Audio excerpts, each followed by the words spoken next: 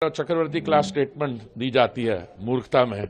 तो सवाल ये पूछना चाहिए, राहुल गांधी जी आपने ऐसा बयान दिया, भारत की जनसंख्या कितनी है, 140 करोड़ है, कितने सिख है, कहां कहां रहते हैं, कहां पे आपको किसी सिख कम्युनिटी के मेंबर ने या रिप्रेजेंटेटिव ने कहा कि हमें पगड़ी पहनने में मुश्किलात है?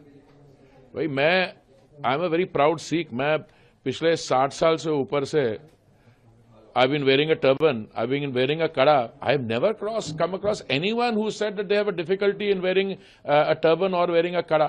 So I think this statement I would not attribute to कि उनको समझ में कम है. I mean, it was in his father's time when a pogrom was carried out. 3,000 हमारी कम्युनिटी के लोग in cold blood they were killed.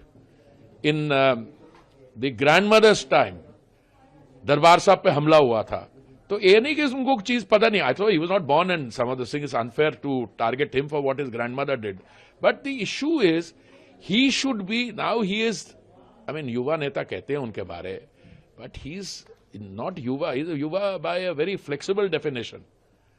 You understand, he is been in politics long enough, so he should realise that if you are outside the country, even within the country, you make a statement like this, even within the country you will be laughed at.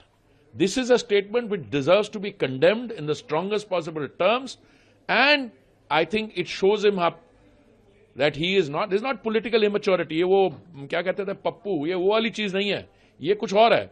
ये he is trying to incite my brothers who live outside the country, जो मेहनत से अपनी कमाई करते हैं, उनको देश के बारे में पता नहीं, उनके सामने बैठ के अरे आपको तो पगड़ी पहनने में बड़ी मुश्किल हो रही है। सवाल यह है कि can a person applies to other religions, making generalized statements without any basis, and I think he'll be hauled up for it.